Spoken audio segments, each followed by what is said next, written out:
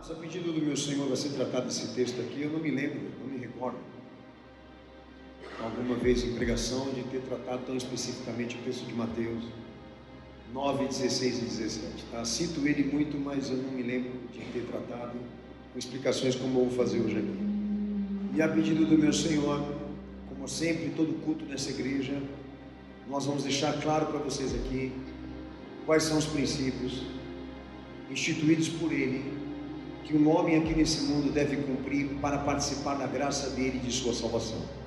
É muito importante o pastor dizer para todos os irmãos aqui nesse ministério, que na teologia, a parte dogmática, o levantamento desses princípios e normas que devem ser obedecidos por nós, não é uma questão que deve ser vista por todos aqui como uma parte interessante, tá? É a parte das escrituras que define a humanidade uma lei de participação, lei participativa. A gente não entra em norma ou em mérito disso, porque nós temos um estilo religioso. Nós tratamos princípios aqui em toda a pregação, porque o entendimento é que se o homem não conhecer, ele não pode obedecer.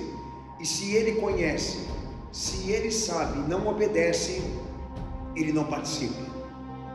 Então, por mais que soe a você como uma implicação, e é uma implicação, é muito claro o objetivo da igreja de ensinar, porque o entendimento, a compreensão e o sentimento é que todos aqui estejam dentro disso, de uma salvação concreta, verdadeira, de um fato, não de uma ilusão. E é um dos fatores que me entristece demais saber que hoje, nesse momento, a igreja evangélica, o movimento evangélico em si é uma fábrica de ilusões. Nós temos praticamente aí 90% de igrejas funcionando exatamente para dar às pessoas o otimismo e não a fé. Procuremos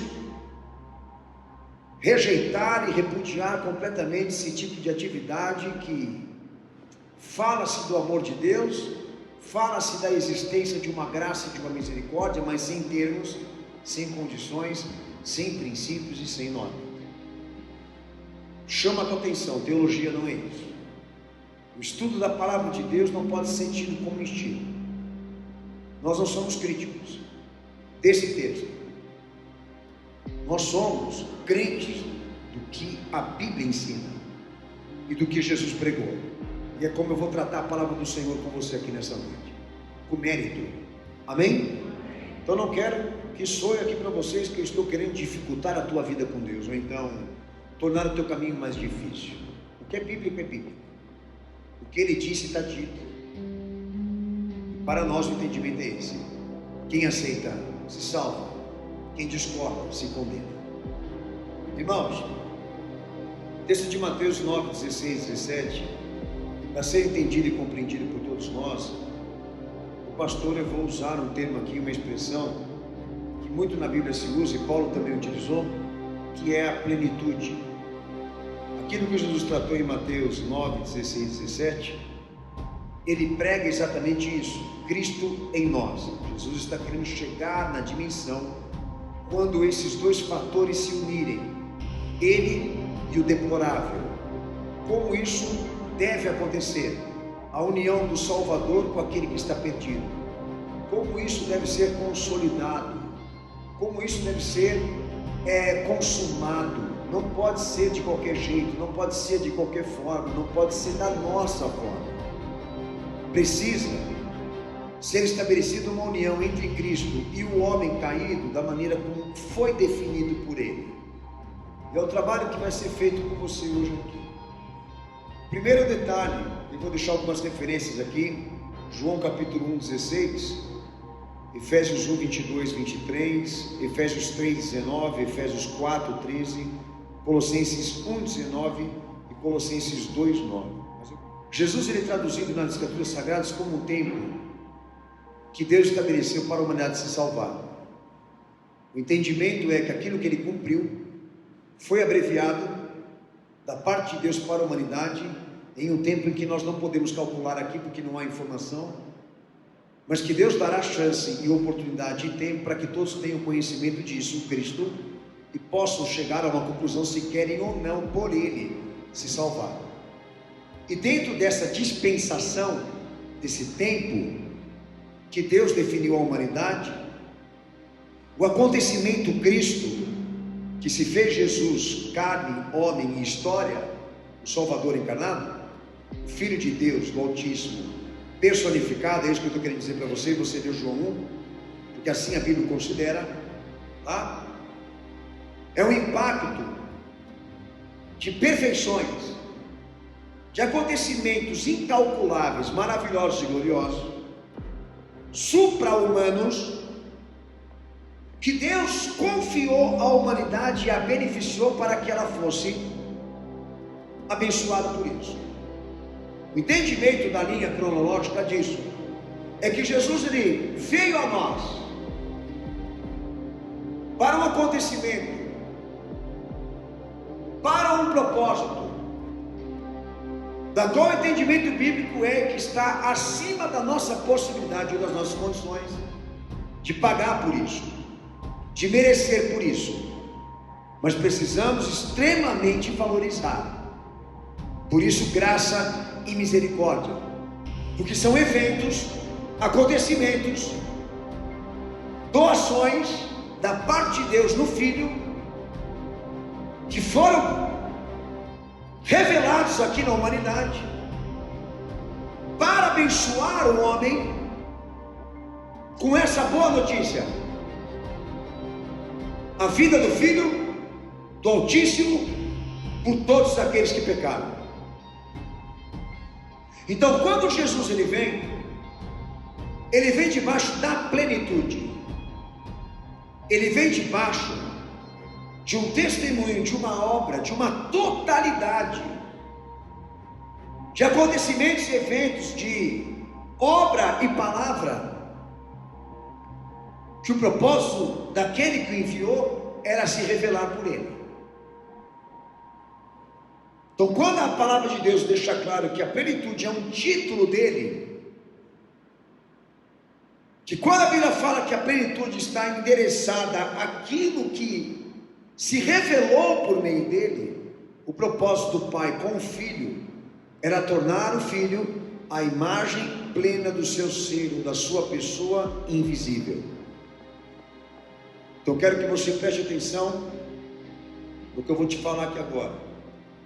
Aquilo que foi revelado aos homens, João capítulo 1, versículo 4 e versículo 6. Então a plenitude de Deus estava nele. E o propósito de Deus com o Filho aqui nesse mundo era que todos os atributos que pertencem a Ele fossem difundidos e revelados pelo Filho dele para serem compreendidos pelo homem. Há coisas sobre Deus que não foram reveladas, que se mantêm ocultas, porque o homem não tem que saber. E como também não tem que se virar de querer especular. Mas há qualidades, adventos, eventos, poder, glória, caráter, pessoa, obra, etc., palavra, atributos da parte de Deus que Ele queria que o homem conhecesse, mas no Filho, que o homem tivesse a compreensão desses aspectos do que na verdade seria Deus em pessoa aqui. E o Filho representa isso.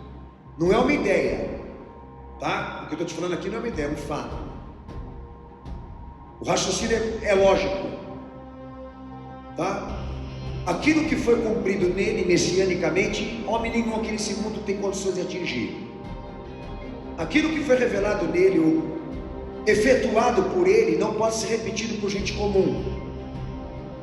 Até o pensamento dele, até o que ele disse, o que ele falou, o que ele explicou, o que ele criou a nível de pensamento racional, nenhum homem normal conseguiria em 3 anos acumular para si tanto testemunho, tanta obra, tanta palavra, tanta sabedoria em nível elevado. Isso é histórico. Eu não estou jogando para você aqui uma ideia. Estou falando de algo que aconteceu, que foi revelado nele, e a Bíblia Sagrada é o livro que tem que te dizer exatamente, ou então traduzir os propósitos disso. O livro, e o único livro mais indicado. Eu costumo falar aqui de púlpito, quando Deus me dá a liberação, que a partir do momento que as pessoas têm o conhecimento de quem é Jesus e o rejeitam, elas estão desafiadas a encontrar alguma coisa como ele ou melhor do que ele, para chegar a essa conclusão que ele não vale a pena. Porque deixar vago o lugar aonde ele tem que reinar é irracional. Você pode lidar com a probabilidade que muitas pessoas venham a recusar e rejeitar que ele seja o Messias, o Cristo, o Santo, o ungido de Deus para a salvação desse mundo. Mas rejeitar uma oportunidade dessa, de participar de um tempo que Deus planejou para te salvar, você tem que ter uma coisa melhor do que isso. Você tem que ter uma carta na manga, como diz o ditado. Você tem que ser uma pessoa inteligente, sábia, para chegar a essa conclusão. Eu não preciso disso porque eu tenho uma coisa melhor. O entendimento é esse. Mas quando a gente vê a sociedade lá fora descartando o reino dele, a obra dele e a pessoa dele, por motivos banais, por motivos imorais, por motivos de ego, qual é o julgamento que nós temos para esse mundo que está lá fora? Que ele vive de maneira irracional, porque não tem sentido a humanidade ficar se dirigindo para a história, para ouvir tantos eventos que proclamam uma ciência evoluída da parte do homem, e ignorar que no meio desse tempo e dessa história existiu alguém lá no Oriente Médio que revolucionou o pensamento religioso, que trouxe no dever de sua obra, de sua pessoa, o desafio de autenticar o Deus de Israel. Não só judeus, como toda a humanidade presenciou isso. O filho dizendo que o pai não está morto. Então essa é a plenitude que eu estou lhe tratando, cujo título é cristológico, cujo título é do Cristo, porque o pai desejou dar ao Filho todos os seus atributos de deidade, de perfeição, de santidade, de glória, para que quando ele viesse perfeito e absoluto e em todos os aspectos, fizesse a sua obra, ele deixasse assinado dentro da história a diferença dele para aqueles outros que vieram antes ou vão vir depois. Não tem ninguém igual. A plenitude se fundamenta por acontecimentos da parte de Deus por intermédio do Cristo, que atingem o invisível, o tempo, o infinito, o espaço, a vida, as realidades, os valores como verdade, beleza, bondade, justiça e santidade, que contrasta os aspectos da imperfeição, do relativismo e qualquer manifestação contraditória da parte do homem. Ele não tem pecado, ele não tem comprometimentos, ele não tem contradições. Nele há luz, nele há glória. Senhores, entendam uma coisa: ele não está presente aqui neste mundo, mas ao mesmo tempo aquilo que ele falou, aquilo que ele disse, aquilo que ele fez, aquilo que ele testemunhou, continua aqui, porque tem continuidade de cumprimento, continuidade de glória, continuidade de eficácia. A humanidade é obrigada a falar dele, sim, e deste livro também, porque ela continua sendo atingida pelas palavras que foram ditas pela sua boca. Nós não nos tornamos crentes em Jesus por religião, mas por convencimento científico, por conhecimento e convencimento lógico, bíblico, testamentário, histórico. E nós não podemos aceitar que alguém lá do lado de fora olha aqui para dentro e acha que a gente é um bando de maluco, porque nós não somos evangélicos, nós somos cristãos. Evangélico já é um termo pejorativo que eu me renuncio a usar para identificar a minha fé. Nós somos crentes em Jesus. E para nós é uma honra servirmos a esse Deus, a esse Senhor, que não deixa a sua igreja se contradizer nesse mundo, quando fala dele e fala das coisas. Porque ele contrasta tudo que já existiu aqui. Porque é supra-humano. E como já dizia o meu Senhor, aquele que vem de cima é sobre todos.